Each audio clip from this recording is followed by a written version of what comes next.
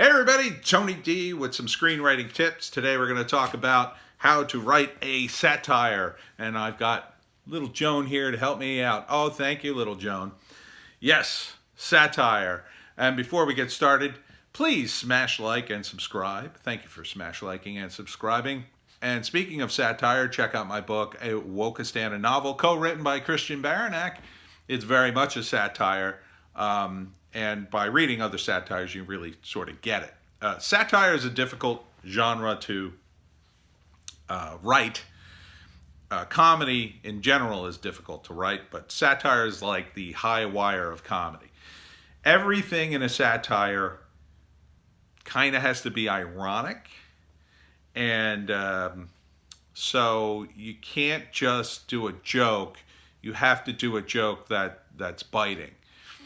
So, in satire, let's say a guy who I greatly admired for a long time who did wonderful satire was Stephen Colbert when he was doing the Colbert Report, because the Colbert Report itself was a satire. It was a satire of Bill O'Reilly and the right, and it was great and the reason it was great is because even though Stephen's very left, he pretended to be a right-wing guy.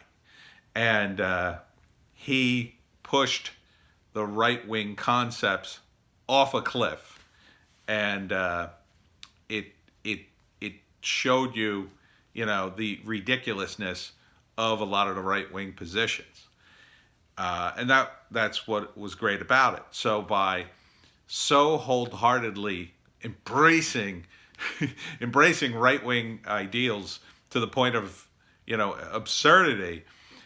Even when he had left-wing guests, he could, say the most outrageous things and get laughs. And it was funny because, we all knew he was joking. And that's part of it too. Like, in a satire, you kind of know the deal. So when you read Wokistan, a novel, you kind of get it after a while. After a few chapters, when one of the characters says something like, well, this should solve the problem, you kind of understand that, no, that's not going to help at all. Things are going to get much, much worse. Everything's kind of the opposite. So if you want to do a satire about Trump, it's very difficult because Trump himself is fairly aware, even though he's kind of blustery. The way you would have to satirize Trump is similar to what Colbert would do. You would get in there and be like a wholehearted Trump supporter and just take all his things to the logical extreme. Now with politics, you kind of have a clear path. With other stuff, not so clear. Genres are good to satire in movies. So if you want to take, say, the horror genre, you would then take the tropes in a horror movie and take them to their logical extreme. So, maybe in the case of like a Jason type character, you would have him kill so many people that the piles of bodies were just everywhere. Like, that would be, and then that people would eventually, people in the area who lived with the summer camp for so long would somehow adapt to the piles and piles of bodies that Jason would leave behind, let's say. And it would be a situation in which they were still scared. They'd have to always still be scared, but maybe they wouldn't be scared as long as they followed the rules of the horror movie, which is usually like kids who have sex then are usually the ones who get killed. So that usually happened in a Jason movie, right? Like, it wasn't until they started having sex that finally, like, Jason would show up and like kill them in the middle of sex or like right after. You also want to have a message with satire, whatever it is. So with Wokistan, our message is, the left has become too crazy. With Colbert, it was the right. The right's become too crazy. It was about exposing the right. So you need to expose some sort of hypocrisy. If you were doing a parody or a satire of horror movies, you'd want to expose the hypocrisy of, how it's so commercialized and these horror characters that are really just sort of cartoony in their own way, and how you're glorifying, the murder, things like that. You would satirize. That would be your message. Like, these movies glorify murder too much.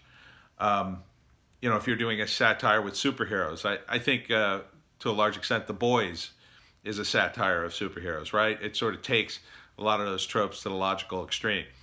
And it's not all satire. It's got some plot to it too. But, the fact that these superheroes, if you really had superheroes, they'd have real human foibles and do horrible things because they're just corrupted by their own power. And that also gives you license to take the satire to extremes, and that's kind of what they do in The Boys. Well, at least in the comic. I still haven't seen the show yet. I'm kicking myself. I gotta get a copy of it. Gotta get Amazon Prime at some point.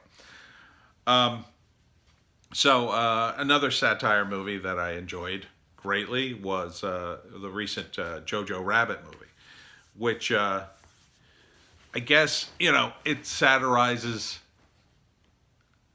I guess it satirizes the Nazis, in a way. I mean, it certainly doesn't do them any favors, but it also, I guess, it satirizes war more than anything else, because it just gets to the point of ridiculousness. Jojo's little friend, who ends up, I don't want to spoilers. Where he ends up at the end of the movie, non-spoilers. I won't give it away. Where he ends up in the movie at the end is very funny, because it's just so ridiculous. A little kid would be put there, and in movies like that, see, war is a good thing to satirize because it's so serious, and there's so many horrible things that happen. And there's a lot of hypocrisy in war and just terrible things. So when you're satirizing the war, you're not making light of the serious subject matter of war. You're basically pointing to it and saying that is absurd. That should not be happening. I think there's a little truth in satire too. There has to be an element of that. So in the political realms, there's definitely a lot of truth in Wokistan, because we based a lot of the characters and the events on things that actually happened. Same thing with Colbert on the Colbert Report. So you need a fairly heady subject to satirize when you do satire. You need something that's meaty, like politics, like war, like religion. The Life of Brian, another good example. I think that satirizes the Bible pretty well. Simply because this is just some random guy and they just, it's Jesus. But it's not really him. If you haven't seen The Life of Brian, oh my God, you got to see The Life of Brian. And, and the Pythons they've been known for a lot of their satire and their high wire comedy act, for sure. So, something like the Monty Python and the Holy Grail, the Arthurian tales. They're very serious and haughty, so they're ripe for satire. Basically, you don't want to satirize something people don't know, which gets harder and harder to do as the audiences seem to atomize further and further with all the media we have, right? It's, so I'm a big fan of Trailer Park Boys, but not everyone's seen it. It's pretty big in Canada. It's got a pretty big fan base in the States, but, I talk to people and sometimes they never heard of it, and I recommend it to them. It wouldn't be something to satirize, really, because it's already a comedy, but just an example of something that, that has become so popular. Millions of Canadians watch it, I'm sure, and it's its own thing. But a lot of people haven't heard of it, and millions of people, enjoy movies coming out of Bollywood, and I defy you to find people in America who aren't, you know, living there or aren't Hindi to even know what the hell that is. I mean, a lot of them they know of Bollywood, they know of Indian movies, but they don't know any of the characters or stars, really. They wouldn't, a lot of them aren't in English, and some of the movies don't come here. I see them all the time, the trailers for them on YouTube when I go to search for trailers to do, but that would be one. I'm sure there's probably already several satires of Bollywood movies because they have several tropes on their own, right, doggy? The dance number at the end, the outrageous action, the romance. There's a lot of tropes in big Bollywood movies that the audiences there love. So the key elements are: you want to pick a subject matter worthy of satire, something big, something important, something with hypocrisy in it, because that's kind of what you're pointing at. You want to be ironic whenever possible. You want to kind of, we have a character in Wokistan who's very satirical. His name's Fox, and Fox is a professor who just loves communism. No matter what happens to Fox, he just loves it. He just thinks that communism is the greatest thing ever. And terrible things keep happening to Fox. And, so that's an easy way for us to satirize communism and people who like communism.